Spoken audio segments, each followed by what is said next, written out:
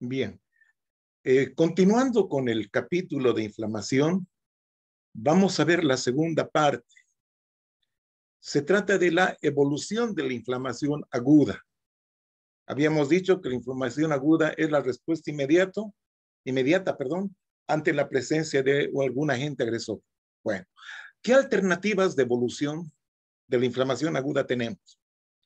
Una es la resolución completa. O sea, se restituye completamente la zona de conflicto, la zona de agresión. ¿Ya? Acá no hay cicatrices, no queda prácticamente nada. ¿Mm? Una segunda alternativa es curación mediante sustitución por tejido conectivo, o sea, fibrosis o cicatrización. ¿Y esto en qué caso se da? Cuando ha existido una destrucción de tejido bastante grande y la característica es que estos tejidos no regeneran, ¿ya? Por lo tanto, no va a haber una completa restitución de ese tejido muerto, por lo tanto tiene que ser sustituido por tejido fibroso, ¿ya? También puede ser por falla de la reabsorción del exudado fibrinoso. El exudado fibrinoso es un componente de varios tipos de inflamaciones. Es más, casi en todas está presente. Exudado, ya saben de qué se trata. Fibrinoso, porque se parece a la fibrina. No es básicamente el coágulo, ¿no es cierto?, que sirve para la hemostasia, que es uno de los primeros pasos para que se tenga una curación. ¿Ya? La fibrina es importante. Entonces, si esta fibrina no se reabsorbe, tiene que reabsorberse obviamente. Si no se reabsorbe, se organiza. ¿Qué significa organizarse? Significa que sobre ese material fibrinoso llegan nuevos vasitos, ¿sí? Se originan vasos pequeñitos y esos vasos traen consigo matriz extracelular, produciéndose una masa de tejido fibroso. Acá las cicatrices a veces no es muy estética que digamos, ¿no? Entonces, eso es importante tener en cuenta. ¿Qué otra alternativa? Formación de abscesos. Los abscesos son colecciones de pus y esto se da principalmente cuando hay compromiso con microorganismos piógenos, como ser estafilococos, estreptococos, ¿no? Y luego tenemos la última alternativa que sería la progresión hacia la inflamación crónica. ¿Qué significa esto? Que si no se resuelve, si no hay curación por estos mecanismos que hemos comentado, vamos hacia la inflamación crónica. Bien. Entonces, ¿qué es lo que estamos viendo? Acá tenemos un foco de inflamación aguda, ¿ya? Entonces, ¿qué es lo que ocurre?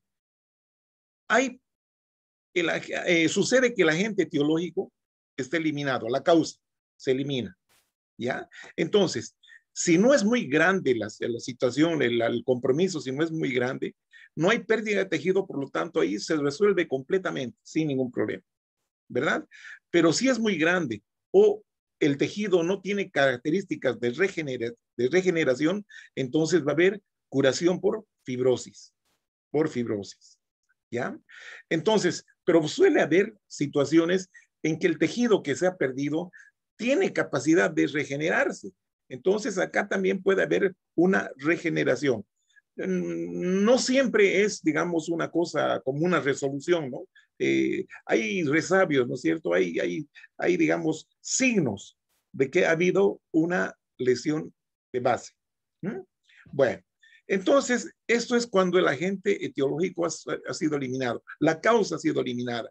Pero, ¿qué pasa si la causa continúa, si persiste la causa?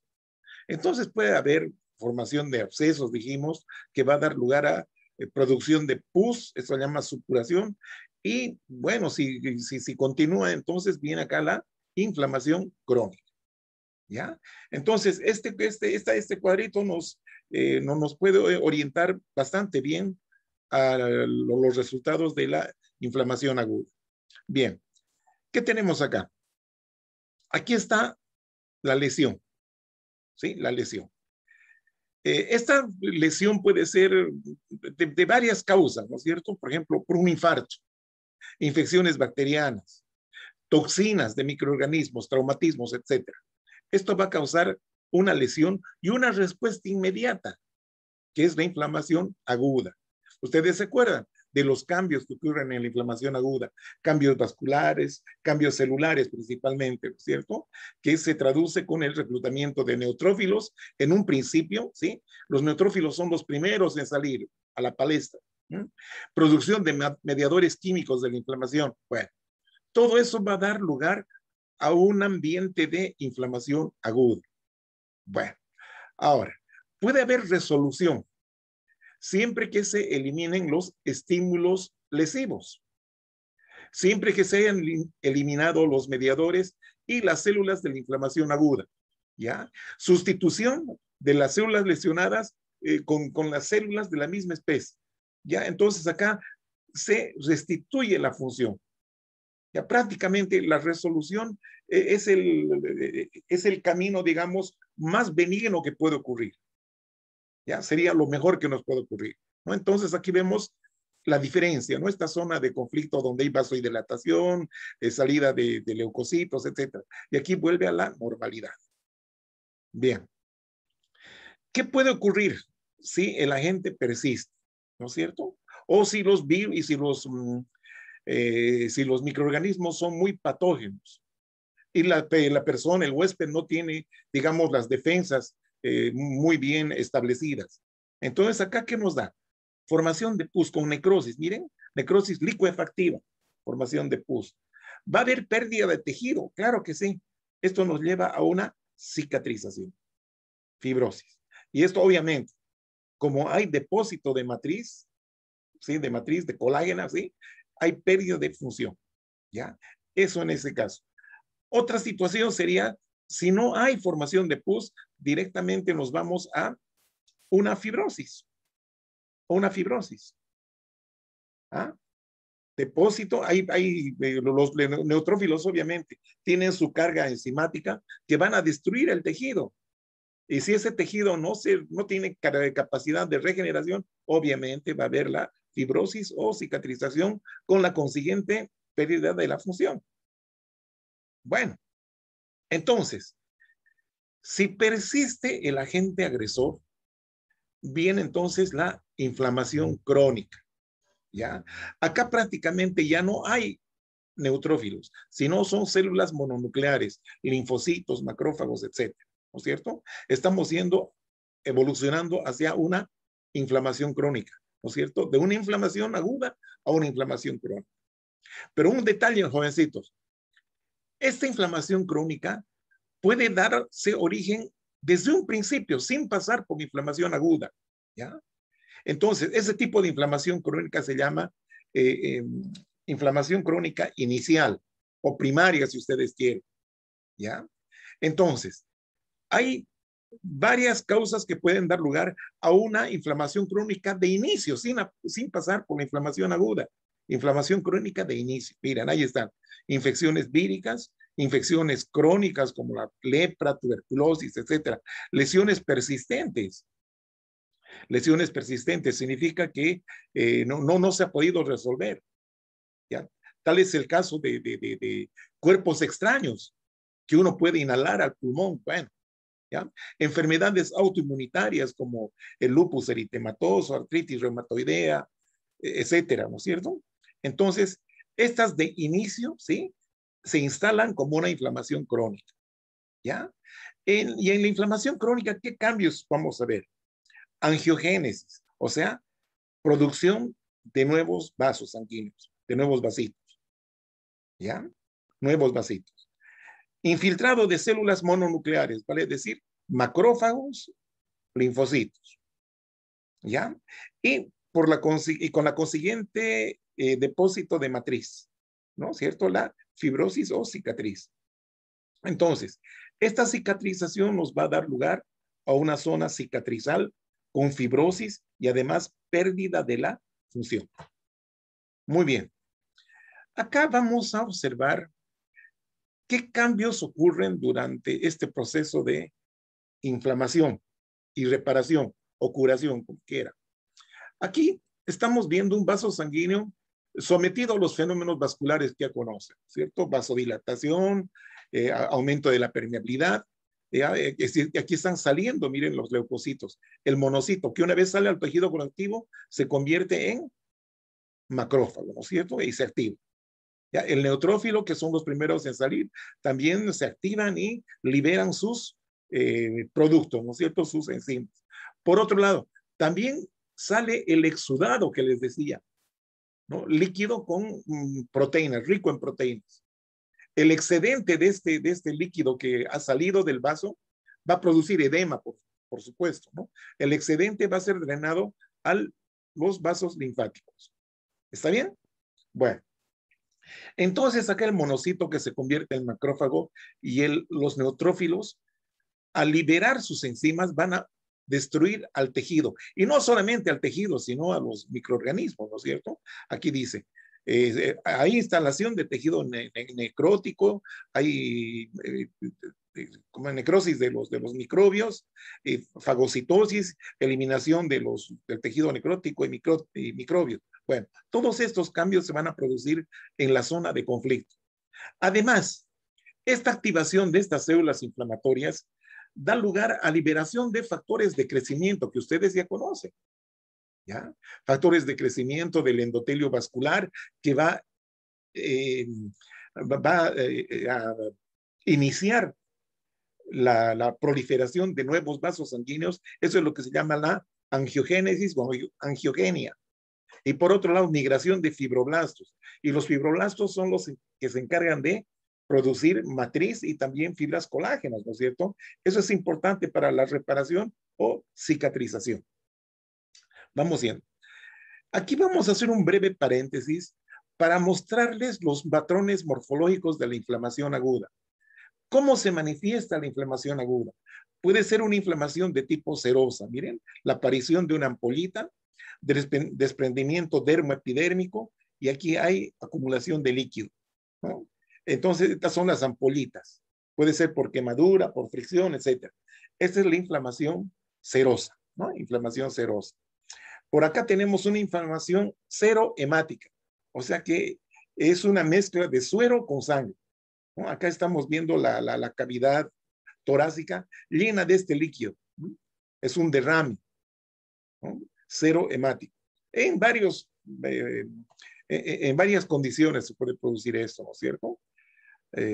Puede ser en traumatismos, enfermedades agudas, en fin. Inflamación fibrinosa, miren. Aquí estamos viendo una pericarditis fibrinosa. Aquí se ha levantado el pericardio, aquí está el corazón, y en la cavidad pericárdica aparece en este material. Esta es la fibrina, ¿no? Es un material proteináceo muy denso, ¿no? Pues se parece a la leche condensada. ¿Eh? Ahí estamos viendo, miren, cuando se separa el pericardio de acá de la superficie cardíaca, miren, quedan estos filamentos, ¿no? Estos filamentos, como cuando separan un pan con leche condensada, lo separan, quedan estos filamentitos, ¿no es cierto? Estos filamentos. ¿No? Entonces, muchos autores antiguamente a este cambio que ustedes están viendo decían, o lo llamaban el signo del pan con crema de leche, algo así, decían. Bueno, son cosas, ¿no? Que comparan. Bien, ahí tenemos la fibrina. Este es un corte histológico, un vaso muy dilatado, y esta es la fibrina. La fibrina en la superficie está.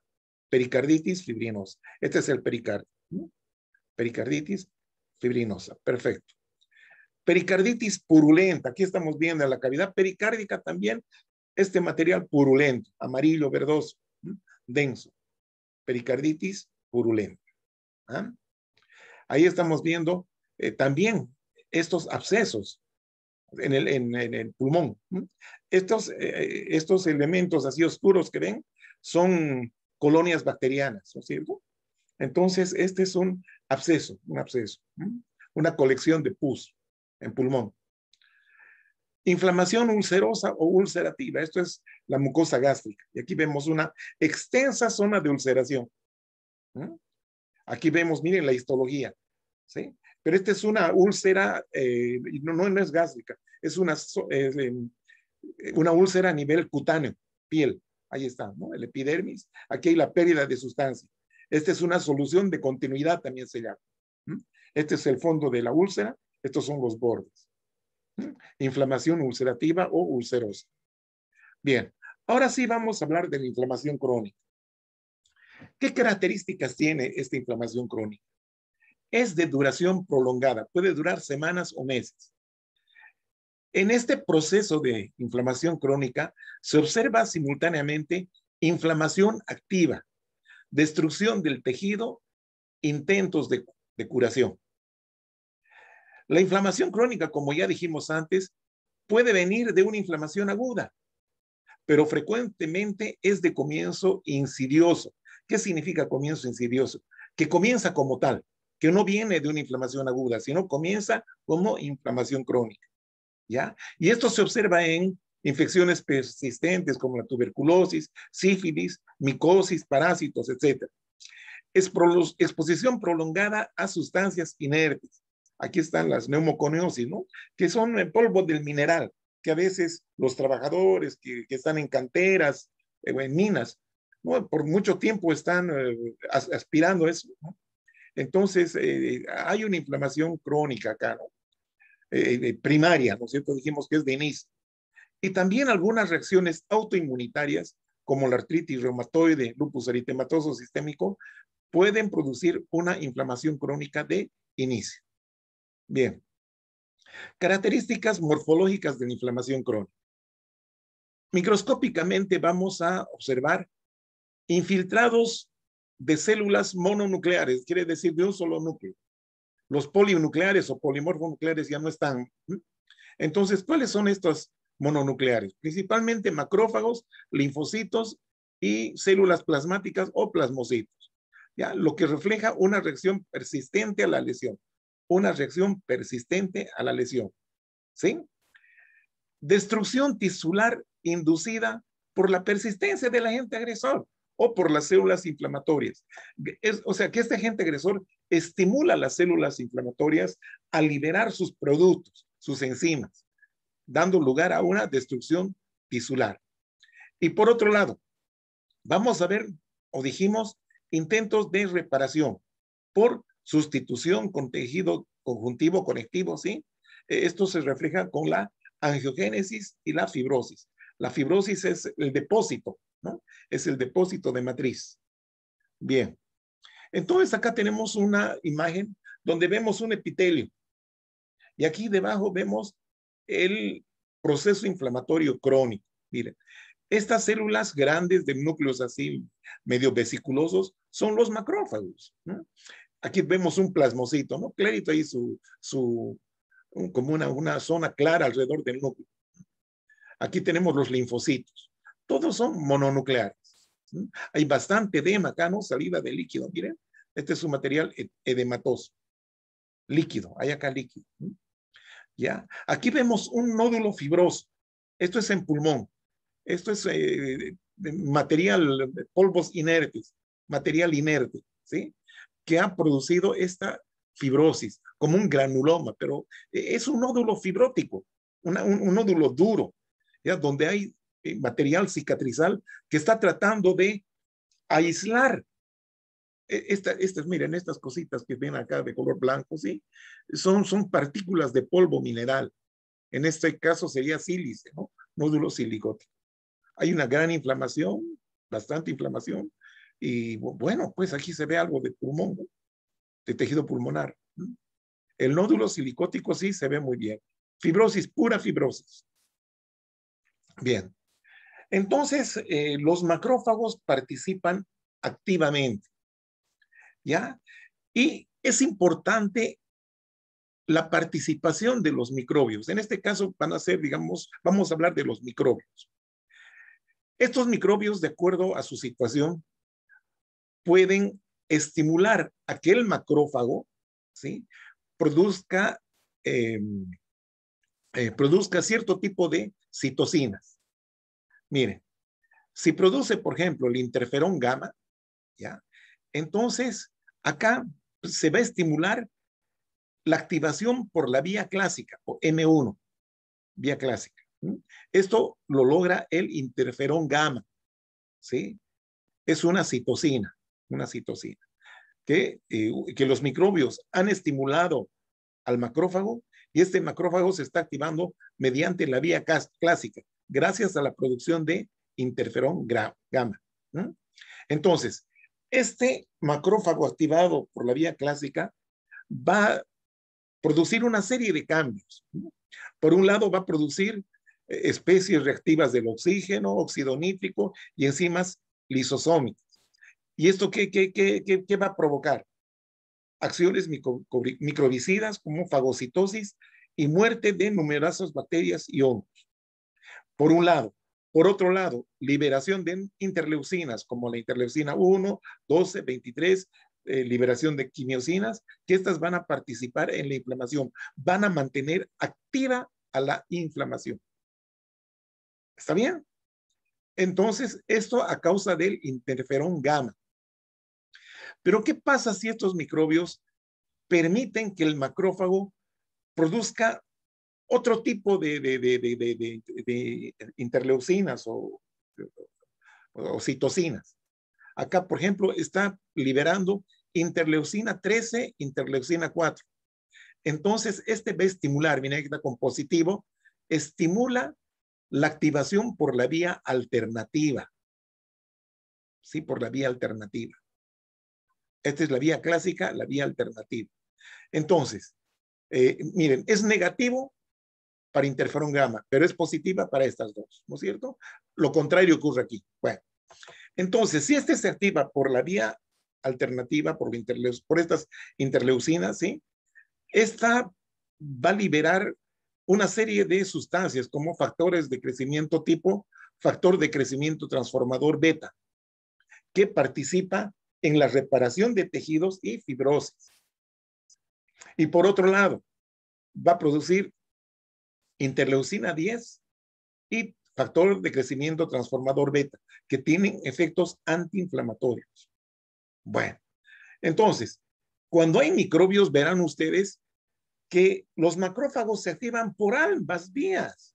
No es una vía exclusiva y otra no, las dos, pero el resultado de esta activación por la vía clásica o alternativa tiene distintos resultados, vean ustedes.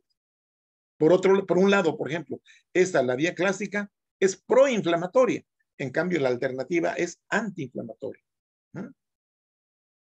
Bueno, entonces ya sabemos estas vías de activación de los macrófagos. Otras células de la inflamación crónica. Bueno, los linfocitos secretan sus mediadores, que son las linfocinas, ya que también son citocinas, activadores de monocitos y macrófagos. O sea que cuando llega el monocito de la circulación, automáticamente es activada por las linfocinas y se convierten en macrófagos. Y los linfocitos, a su vez, son activados por monocinas, que son las interleucinas de los monocitos y macrófagos, pero principalmente por los macrófagos activados. Las células plasmáticas o plasmocitos, ¿sí? Elaboran anticuerpos contra el antígeno o los componentes tisulares alterados. Los eosinófilos, que están presentes en infestaciones parasitarias, proliferan estos, sí, hay proliferación, porque hay factor quimiotáctico, pero eosinófilos, ¿verdad? Y estos también tienen capacidad fagocítica, los eosinófilos, ¿cierto? Las células cebadas o mastocitos, su presencia se debe a la persistencia de bacterias, persistencia de mediadores o células necróticas. Ya saben ustedes, las células cebadas o mastocitos liberan una serie de productos, como la histamina, heparina, y otras sustancias, ¿no? Como los estimulantes para la producción de leucotrienos, principalmente, ¿no? Bien. Ahí tenemos un campo donde vemos una inflamación crónica. Miren, predominantemente los linfocitos. Aquí hay fibroblastos, ¿sí? Estos son fibroblastos. Aquí vemos un macrófago. Entonces, predominantemente mononucleares. Variantes o variedades de la inflamación crónica. Tenemos acá la inflamación granulomatosa. Se forman granulomas, ¿sí? Acá dice, es una variante de la inflamación crónica. El tipo predominante de célula es un macrófago activado. Un macrófago que tiene sus características especiales. Se parecen un poco a las células epiteliales, por lo tanto, algunos les llaman macrófagos epitelioides, ¿no? Entonces, un ejemplo de inflamación crónica o ejemplos son la tuberculosis, sarcoidosis, lepra, sífilis. Hay dos tipos de granulomas, ¿ya? Son los granulomas que se producen debido a cuerpos extraños, ¿sí? Cuerpos inertes, podría ser. ¿Ya? O pueden ser también otro tipo de microorganismos, ¿no? Que tengan, digamos, cierto tipo que dificulta que se los pueda digerir, ¿no? Y otros son los granulomas inmunitarios, por partículas de microorganismos no digeribles. Por ejemplo, el bacilo de la tuberculosis, ¿ya? Y entonces acá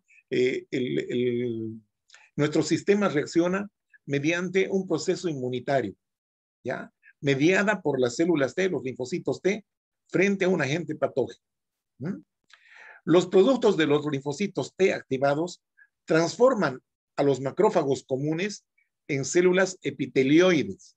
Y estas células epitelioides tienen una cierta tendencia a conglomerarse, a fusionarse entre ellas. Y al fusionarse forman células gigantes multinucleadas. Bien. Entonces, aquí está la situación. Acá, por ejemplo, tenemos un neutrófilo y un macrófago. ¿Ya? Aquí estamos viendo los macrófagos de la tuberculosis. Estos, Mycobacterium tuberculosis, ¿no? Bacilos de la tuberculosis. Estos bacilos tienen una pared celular bastante gruesa, que muy difícilmente van a ser disueltas por los polimorfos nucleares. Así que los macrófagos son los que van a reaccionar en mayor medida, ¿no es cierto? Entonces acá hemos visto que han fagocitado al bacilo de la tuberculosis. Pero acá en el bacilo, pues, no tiene esa degradación tan activa, ¿no? Que uno esperaría que fuese bastante efectiva, ¿no? ¿Ya? No es fácilmente degradable el Mycobacterium. Como les decía, tiene una pared bastante importante. Entonces, ¿qué es lo que ocurre? Esta célula T, este linfocito T, ya mediante una serie de sustancias, de linfocinas, estimula al macrófago para que se convierta en una célula epitelioide, ¿ya? Una célula epitelioide. Entonces, estas van a formar los granulomas, como les dijimos acá. Miren, granulomas. ¿Ah? Este es un tubérculo duro, un granuloma duro y un granuloma blando. Y tienen los mismos componentes al final, ¿no es cierto? Están acá la célula gigante tipo Langerhans, por ejemplo. ¿Ah? Ahí está Langerhans, ¿no es cierto? La célula gigante o célula multinucleada, que no son más que como les comentaba, células epitelioides o macrófagos epitelioides fusionados entre sí, formando células multinucleadas. Entonces acá pues parece que ese principio de que la unión hace la fuerza también se produce en los microorganismos, en las células epitelioides. Se fusionan para tener más fuerza, pero bueno, a veces no da resultado, ¿no? Entonces, esa es la historia de los granulomas inmunitarios. Ahí vemos, miren los granulomas en un corte histológico. Acá podemos ver una célula gigante. Acá también otra célula gigante, otra. Este es pulmón. Estos son los granulomas. Granulomas, así es. Ahí vemos con mayor detalle, ¿no? Aquí hay un granuloma y aquí está la célula gigante. Así en coronita, miren. Los núcleos se disponen en corona. Acá también lo mismo. Y acá vemos alrededor del granuloma están los linfocitos y por fuera hay depósito de matriz, ¿no? Hay fibrosis. Tratando de focalizar este proceso. Inflamación granulomatosa. Lo mismo acá, ¿no? Esta es la célula gigante tipo Langerhans, donde los núcleos se disponen en corona o en herradura. Esa es la característica de la célula de Langerhans. Porque también tenemos tipo cuerpo extraño. En las células de cuerpo extraño, los núcleos de las células están generalmente dispersos, no tienen un orden. Pero aquí estamos viendo un producto no degradable, un producto no degradable. Y no, nunca lo van a degradar. Alrededor de eso se va a producir esas fibrosis bastante importantes, ¿no? Como el granuloma silicótico que vimos. células gigantes multinucleadas. Estas son tipo cuerpo extraño. En cambio, las otras, cuando los núcleos están en coronita, son tipo Langerhans, como ocurre en la lepra, tuberculosis, etc. Bien. ¿Qué participación tienen los ganglios y los linfáticos en la inflamación?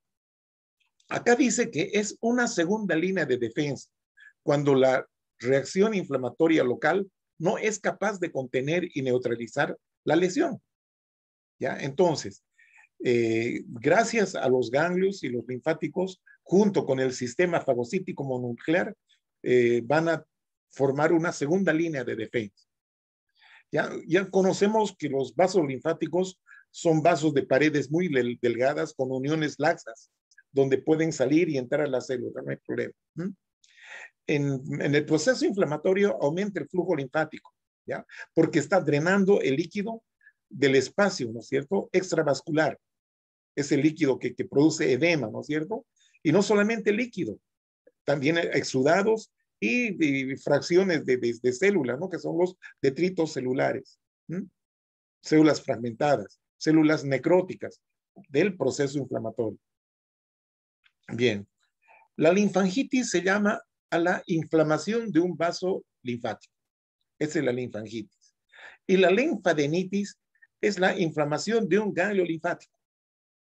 Se llama así linfadenitis porque aumenta el tamaño del ganglio linfático. Y esto se debe a la hiperplasia de los folículos linfoides. Hiperplasia de folículos linfoides. Porque, bueno, hay los macrófagos y hay otro tipo de células que están en el ganglio, sobre todo en la corteza del ganglio linfático, que proliferan, ¿no es cierto? Entonces, el ganglio se agranda, ¿sí? Eso se llama linfadenitis o linfadenopatía también se llama. Bueno, sirve. Y aquí entramos al proceso de reparación.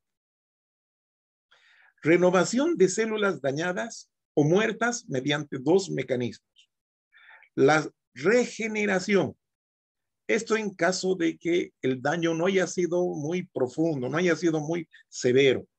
Entonces acá se produce sustitución por células de la misma clase, del mismo tipo, la regeneración. ¿Ya? Generalmente acá no hay, no hay un daño posterior, ¿no es cierto?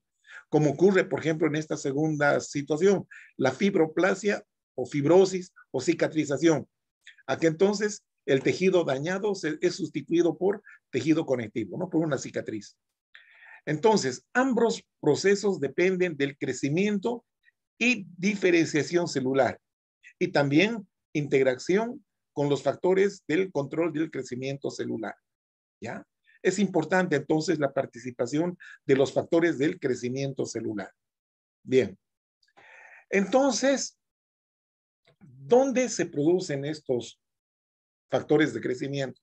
Son varias las células, ¿no?, que producen eso, que vamos a ver enseguida. Entonces, ¿cómo es este mecanismo de control del crecimiento celular? Acá tenemos las células que pueden ser una célula endotelial, ¿por qué no? Bueno, entonces viene el factor de crecimiento y acá tenemos el receptor, ¿sí? El receptor. Se unen el factor de crecimiento y su receptor y desencadenan una serie de señales, enzimas señaladoras, que llegan hasta el núcleo, donde se liberan los factores de transcripción. Esto hace que la cromatina se extienda, ¿ya? Y puedan ser expresados los genes, estos genes que codifican otros factores de crecimiento, que vamos a ver pronto. Entonces, esto es importante. Factores de transcripción que hacen que la cromatina, el ADN, se estire, ¿ya? Se estire, para que expresen a los genes, estos genes que codifican la producción de otros factores de crecimiento justamente para la reparación. ¿Ya? Entonces, estos genes que codifican factores de crecimiento se llaman protooncogenes, así se llaman, protooncogenes. ¿Ya?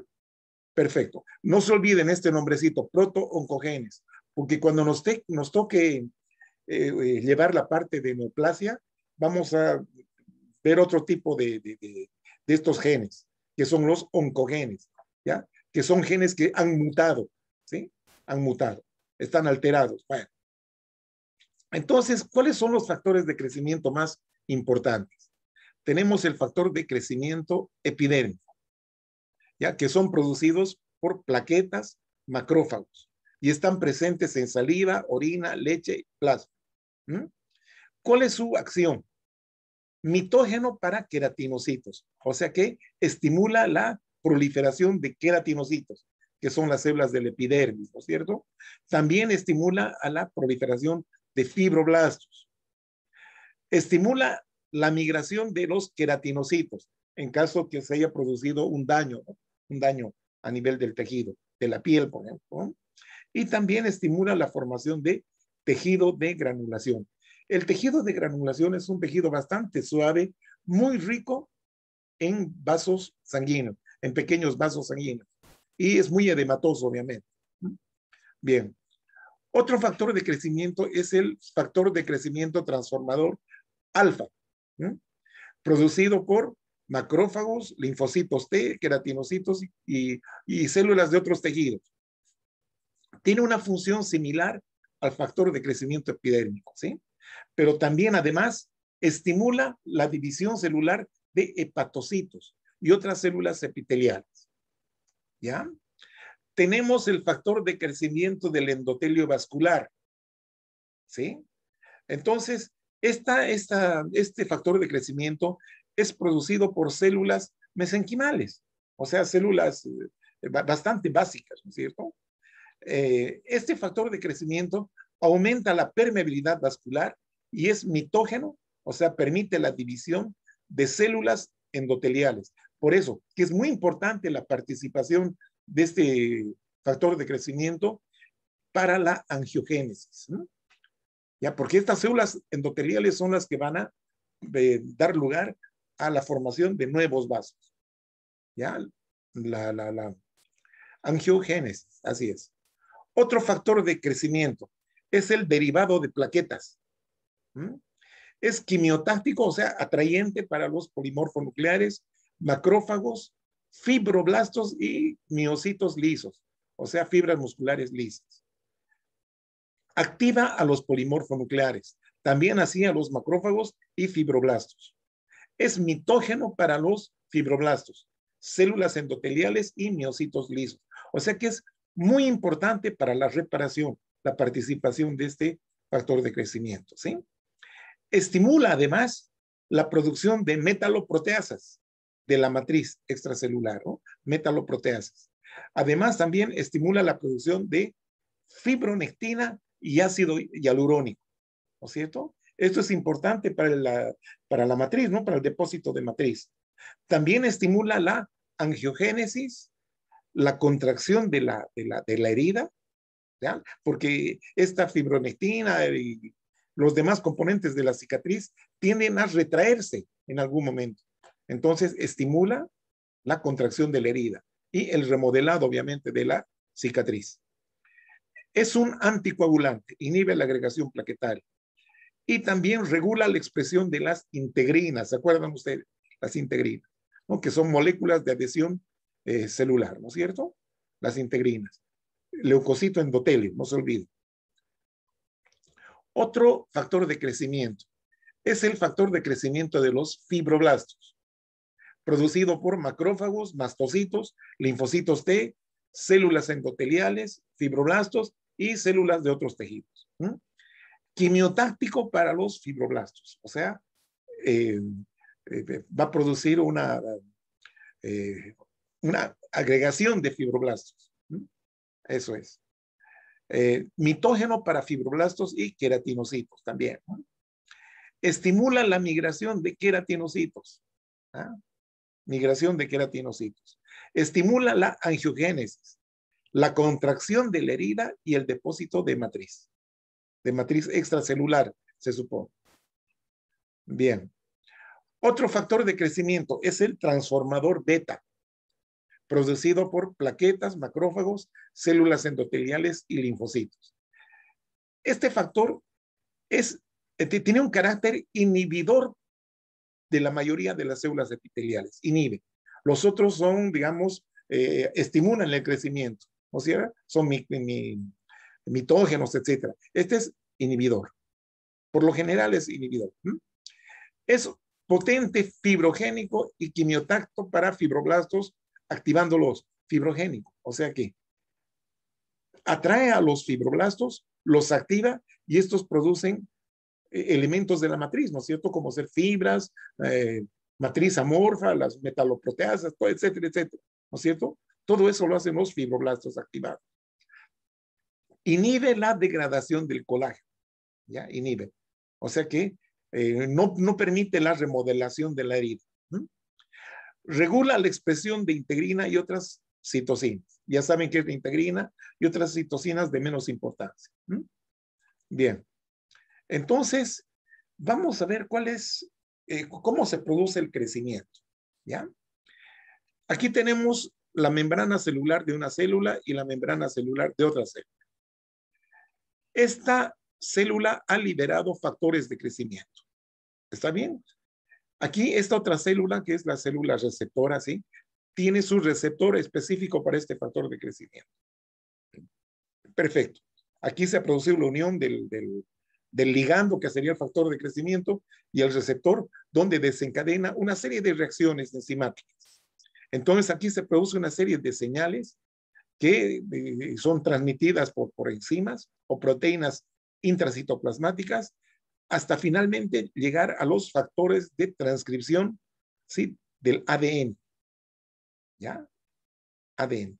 Estos permiten que el ADN se estire, ¿no? Se estire, ¿ah?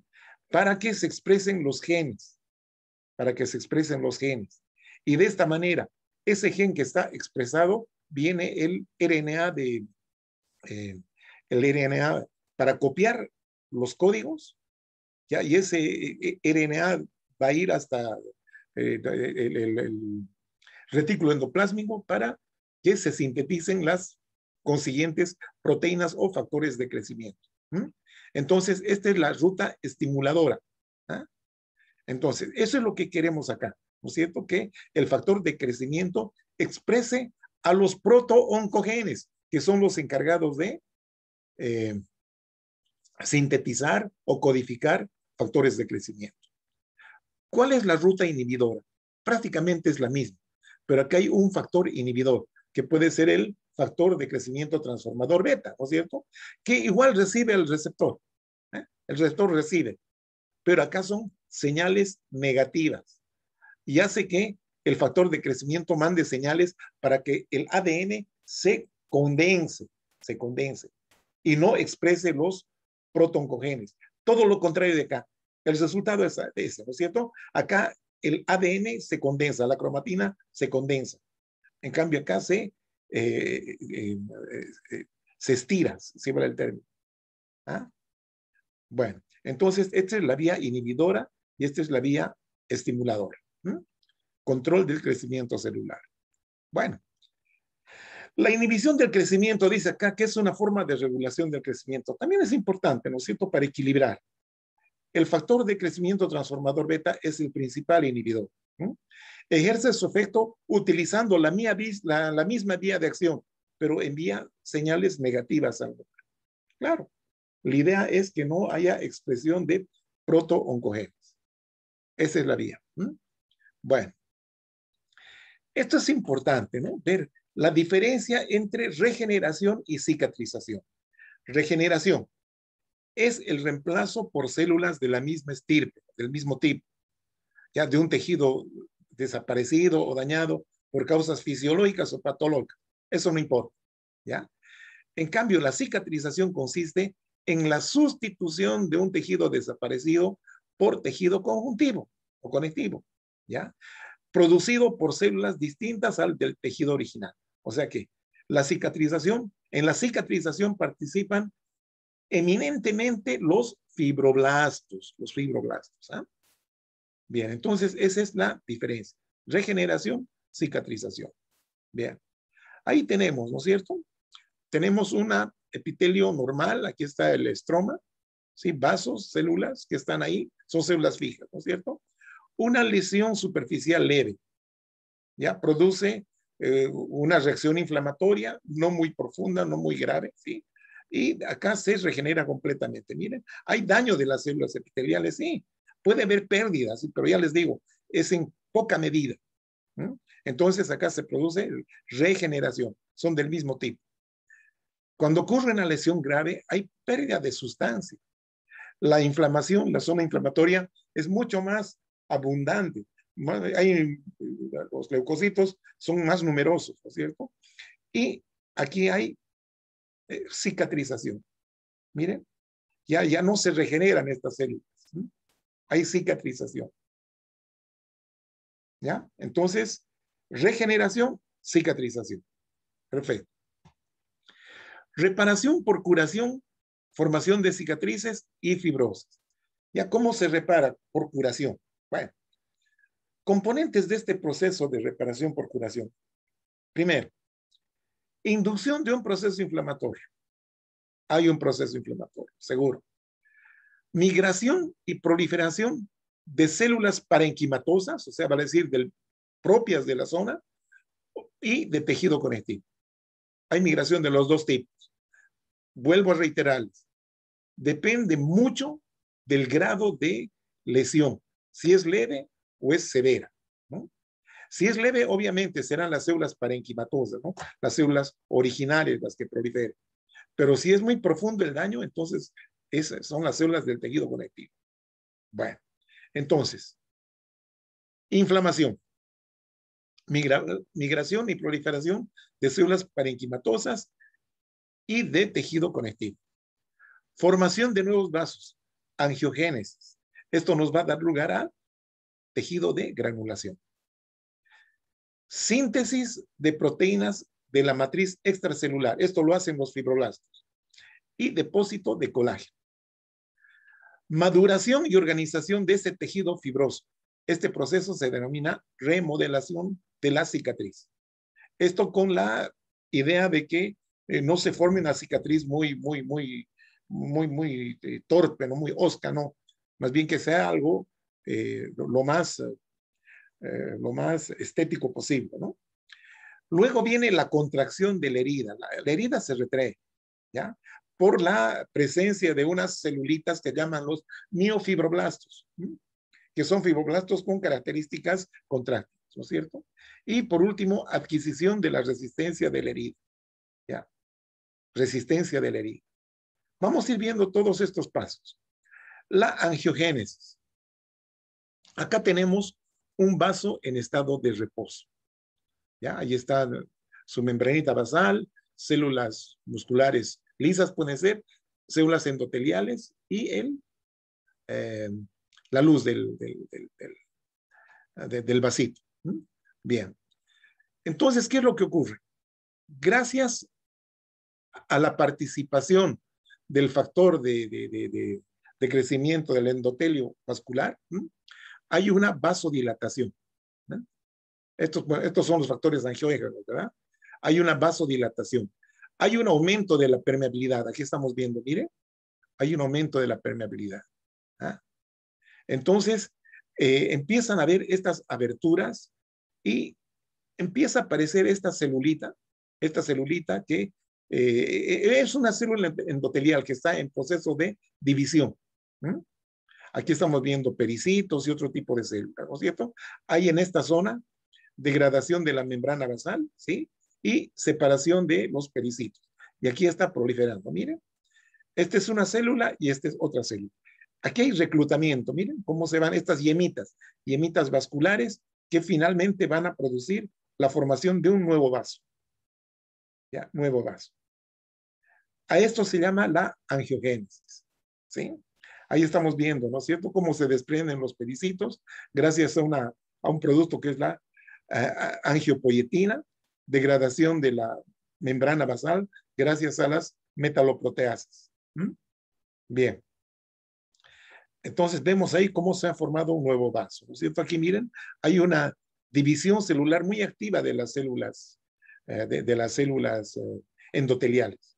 ¿Sí? Aquí ya terminó el proceso. Un nuevo vaso. Bien. El famoso tejido de granulación que hemos hablado tanto. La reparación se inicia temprano en la inflamación. O sea, cuando hay un proceso inflamatorio activo, también ya hay intentos de reparación. Eso dijimos, ¿se acuerdan? Entonces es importante tomar en cuenta ese aspecto. Acá existe proliferación de fibroblastos y células endoteliales que van a originar el tejido de granulación, fundamentalmente, que es fundamental en la reparación. Es de aspecto rosado, blando, granular y se encuentra en la superficie de la herida. Estos vasos neoformados dejan pasar proteínas y hematíes hacia el espacio extravascular, o sea que sus células endoteliales no están muy unidas entre sí. Por lo tanto, hay estos espacios que van a permitir extravasación de material, ¿sí? Del espacio intravascular hacia el espacio extravascular. Por lo que el tejido de granulación nuevo es edematoso. Un factor de crecimiento, que es este factor de crecimiento del fibroblasto 2, elaborado por los macrófagos activados, es el principal inductor de la angiogénesis. Es el principal inductor de la angiogénesis. Muy bien. Ahí tenemos, miren, ahí tenemos piel y esta es la herida. Este es el tejido de granulación. Aquí están los bordes de la herida. ¿Ya? Obviamente es una herida bastante amplia, bastante grave, ¿no? Donde seguramente acá va a quedar una zona cicatrizada, seguro. Pero aquí yo les estoy mostrando el tejido de granulación. Es rosado, decían, tiene una serie de puntitos que son vasitos nuevos, ¿no? Que están apareciendo. Edematoso, así es. Ahí tenemos la histología. Miren, hematíes extravasados, muchas células inflamatorias, fibroblastos que están llegando, ¿sí? Bastante edema. Miren, estos espacios claros son líquidos, vasos muy dilatados, ¿no?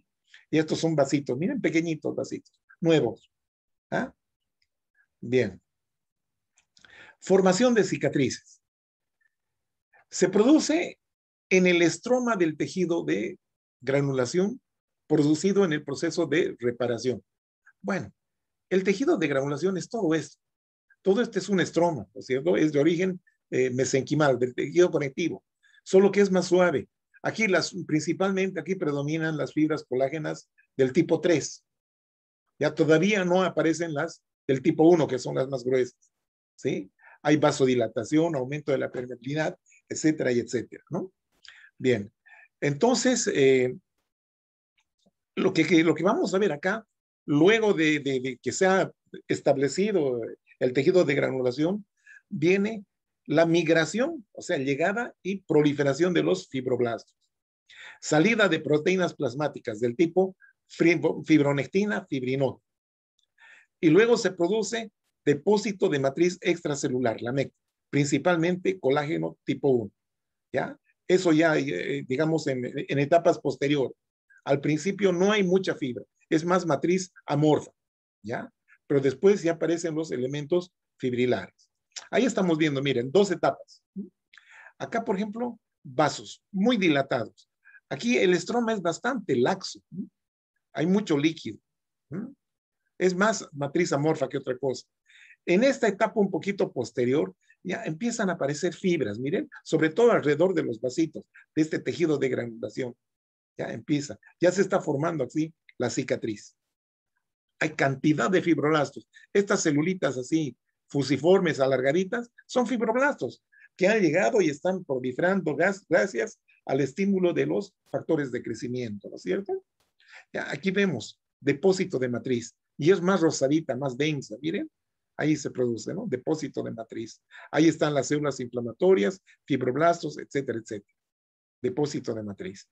Acá, esta es una zona donde ha habido una lesión, una herida, ¿ya? Pero fíjense la diferencia. Esta es la dermis normal, digamos así. Y esta es la célula de cicatrización. ¿Eh? Entonces, esta zona de cicatrización es prácticamente fibras, colágenas, no es tejido fibroso. Ya se pierden las fibras elásticas, por ejemplo, que normalmente están en la piel, se pierden. Por lo tanto, esta célula, esta área, esta zona es más dura, no se distiende, no se estira con tanta facilidad como en el tejido normal, ¿no? Bien, remodelación tisular.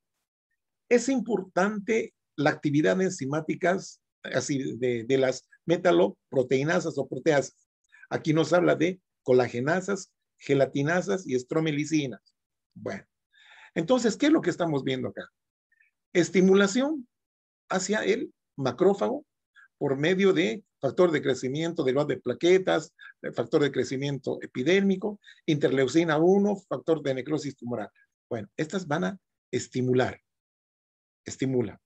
Entonces, este macrófago va a producir procolagenasas y proestromelicinas.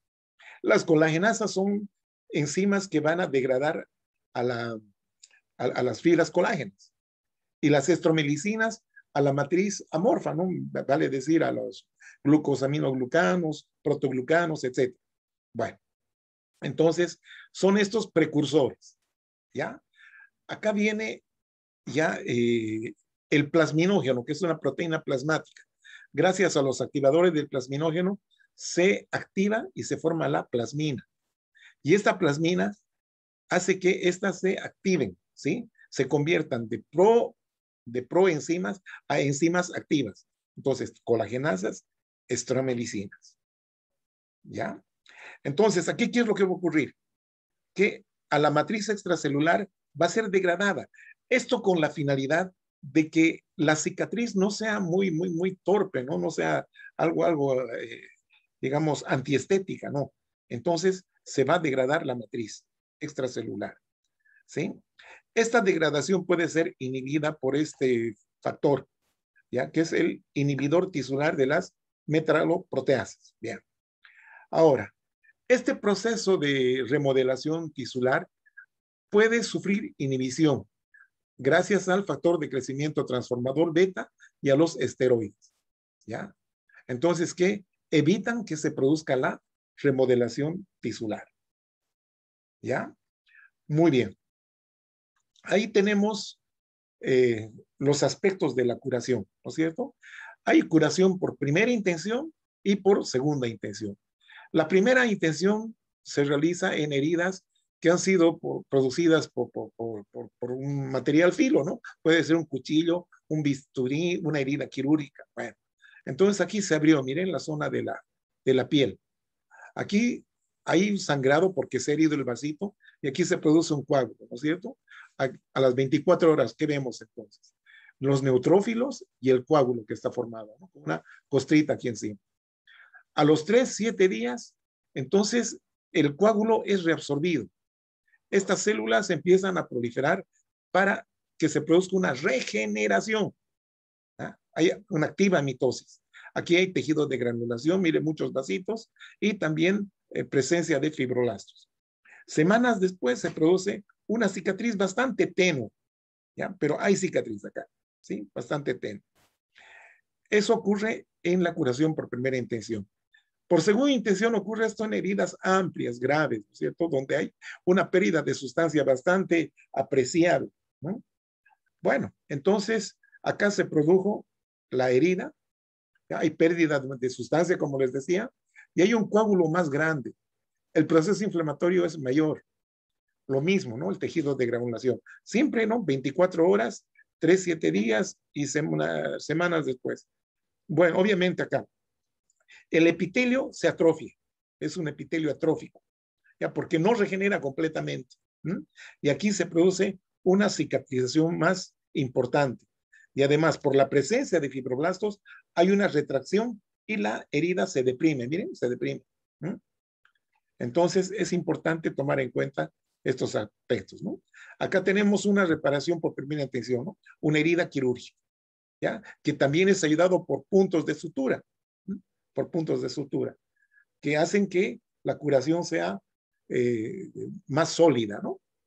Ahí tenemos por segunda intención. Esta es una amputación, ¿no? Donde ha habido acá dehiscencia de suturas. Se ha soltado la sutura y se ha abierto la herida. Ahí parece acá signos de infección, ¿no? Acá también tenemos estas úlceras que no van a curar por primera intención, ¿no?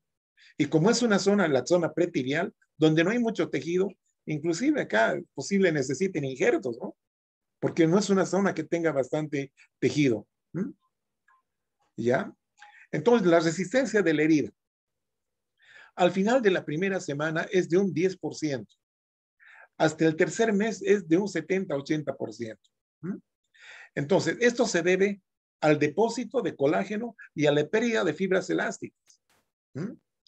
Y la retracción de la cicatriz es favorecida por la presencia de los miofibroblastos. Eso es importante. ¿Ya? Aspectos anormales de la curación. Aquí tenemos los queloides, por ejemplo. ¿No? Son cicatrices bastante grotescas, miren. Son aspectos anormales de la curación. Aquí tenemos, miren, otra cicatriz queloide. Acá influyen mucho los factores genéticos, ¿no? Acá, miren esto, es un quemado. Realmente da pena, ¿no? Los queloides. Ahí tenemos la histología, ¿no? Es una epidermis atrófica y aquí vemos en la dermis, ¿sí? Cómo se ven estas gruesas bandas de fascículos colágenos, ¿no? Y alinizados. ¿No? Característica de los queloides. El tejido de granulación exuberante. Ahí está, ¿no es cierto? El tejido de granulación exuberante. ¿Ya? Algunos llaman granulomas inflamatorios simplemente, ¿no? Es tejido de granulación que es muy exagerado. O puede ocurrir acá a nivel de las encías. Ahí tenemos, miren, la histología. Vasos dilatados, bastante estroma, edematoso, inflamación, ¿sí? Tejido de granulación exuberante. Fibromatosis. Aquí tenemos la fibromatosis plantar, ¿ya? Donde hay, esto se caracteriza, estas fibromatosis se caracterizan porque hay gran cantidad de fibroblastos. ¿No? Y a veces estas fibromatosis suelen ser tan agresivas que, miren, están reemplazando el tejido muscular en esta zona. Aquí vemos algunas fibras musculares esqueléticas prácticamente ahogadas en esta proliferación de tejido fibroso. Fibromatosis. No confundan con queloides. Y muy bien, bueno, hemos terminado este tema y ya la próxima continuamos con trastornos hemodinámicos. Muy bien.